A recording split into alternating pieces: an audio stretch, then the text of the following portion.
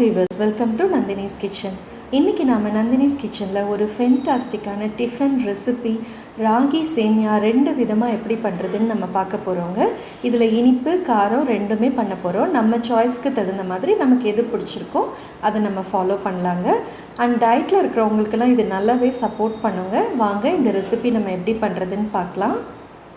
இதுக்கு நான் அனில் ராகி சேமியா எடுத்திருக்கேங்க. உங்களுக்கு என்ன பிராண்ட் அவைலபிளாக இருக்கோ அது நீங்கள் யூஸ் பண்ணிக்கலாம். இதை நம்ம ஒரு பாத்திரத்தில் சேர்த்துக்கலாங்க.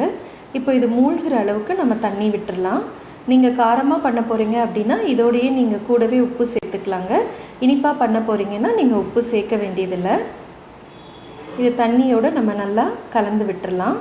இது ஒரு 3 நிமிஷம் ஊறினா போதுங்க, ரொம்ப நேரம் ஊற விடக்கூடாது. இப்போ நம்ம இட்லி பாத்திரத்தில் கொஞ்சம் தண்ணி வச்சிடலாங்க. தண்ணி கொதிச்சோடனே இட்லி தட்டு வச்சு நம்ம எப்போவுமே ஆவியில் வேக வைக்கிற மாதிரி இதை வேக வச்சுக்கலாங்க. நல்லா ஒயிட் துணி, காட்டன் துணியாக போட்டுக்கலாம். இப்போ நான் இந்த சேமியா எல்லாமே புழிஞ்சு எடுத்துட்டேங்க. புழிஞ்சு எடுத்து இப்போ நான் இட்லி தட்டில் வச்சிட்ருக்கேன். இதை நல்லா பரவலாக வைங்க, ஒரே இடத்துல போட்டுற வேண்டாம். இது கரெக்டாக 5 நிமிஷம் வெந்தால் போதுங்க, அதுக்கு மேலே ரொம்ப நேரம் விட்டுறாதீங்க. இது இப்போது மூடி போட்டு ஒரு 5 நிமிஷம் நம்ம வேக விட்டுடலாம். சேமியா இப்போ ரெடியாக இருக்குது. இது இப்போ நல்லா வெந்துருச்சுங்க. இதை நான் ஒரு பாத்திரத்தில் சேர்த்துக்கிறேங்க. பாதி மட்டும் எடுத்துக்க போகிறேன் இனிப்புக்கு. மீதி பாதியை திரும்ப அதே துணியால் மூடி வச்சிடலாங்க, இல்லைன்னா காஞ்சிரும். இப்போ இது சூடாக இருக்கும்போதே நம்ம இதோட துருவின தேங்காய் சேர்த்துடலாம். 1 ஸ்பூன் நெய் விட்டுக்கலாங்க. 2 ஸ்பூன் நம்ம நாட்டு சர்க்கரை சேர்த்துக்கலாம். நீங்கள் சர்க்கரை வேணும்னா சர்க்கரையும் சேர்த்துக்கலாம். சூடாக இருக்கும்போது இது எல்லாத்தையும் ஒன்றா கலந்துருவோங்க. கை பொறுக்கிற அளவுக்கு சூடு வந்தோடனே நம்ம கையிலேயே எல்லாத்தையும் நல்லா உதுத்து விட்டுடலாம். இப்போ இது ஒரு மூடி போட்டு 2 நிமிஷம் விட்டுடலாங்க. அந்த தேங்காய் இனிப்பு எல்லாமே சேமியாவோட நல்லா செட்டில் ஆகிடட்டும். அப்போ தான் சாப்பிடும்போது நல்ல டேஸ்ட்டாக இருக்கும்.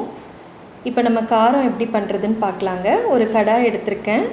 இதில் கொஞ்சம் எண்ணெய் விட்டுக்கலாம். எண்ணெய் காஞ்சதுக்கப்புறமா கடுகு, உளுந்து, கடலைப்பருப்பு எல்லாத்தையும் நல்லா பொரிய விட்டுடலாங்க. அது பொரிஞ்சதுக்கப்புறம் பொடி பொடியாக நறுக்கின பெரிய வெங்காயம் சேர்த்து வதக்கிக்கிறேன். இதோட ஒரே ஒரு பச்சை மிளகாய் சேர்த்துக்கிறேன். நான் கூடவே உப்பும் சேர்த்துட்டேங்க. இதெல்லாத்தையும் நல்லா வதக்கிட்டு மல்லித்தலை சேர்த்துருக்கேங்க. கருவேப்பிலை உங்ககிட்ட இருக்குதுன்னா சேர்த்துக்கோங்க, என்கிட்ட இல்லைங்கிறதுனால நான் சேர்க்கலை. இப்போது சேமியாவை நல்லா உதுத்து விட்டு இதோடு சேர்த்துடலாம். எல்லாத்தையும் நல்லா ஒன்றா கலந்து விட்டுடலாங்க. இது நல்லா செட்டில் ஆகிறதுக்கு இதுக்கு தண்ணியெல்லாம் விட வேண்டியது இல்லைங்க. அப்படியே மூடி போட்டு ஒரே ஒரு நிமிஷம் மட்டும் விட்டுடலாம். இப்போ இதெல்லாம் நல்லா ஒன்றா செட்டில் ஆகிடுச்சு. அவ்வளோதாங்க. இனிப்பு காரம்னு 2 விதமாக நம்ம சேமியாவில் பண்ணிட்டோங்க. இது ரொம்ப டேஸ்ட்டாக இருக்கும். கண்டிப்பாக ட்ரை பண்ணுங்கள். குழந்தைங்களுக்கும் ரொம்ப பிடிக்கும். இமீடியட்டாக ஒரு டிஃபன் பண்ணணும் அப்படின்னா இது பெஸ்ட்டு சாய்ஸாக இருக்குங்க. உங்களோட ஃபீட்பேக்ஸ் அண்ட் கமெண்ட்ஸை போஸ்ட் பண்ணுங்கள், லைக் பண்ணுங்கள், ஷேர் பண்ணுங்கள், சப்ஸ்கிரைப் பண்ணுங்கள்.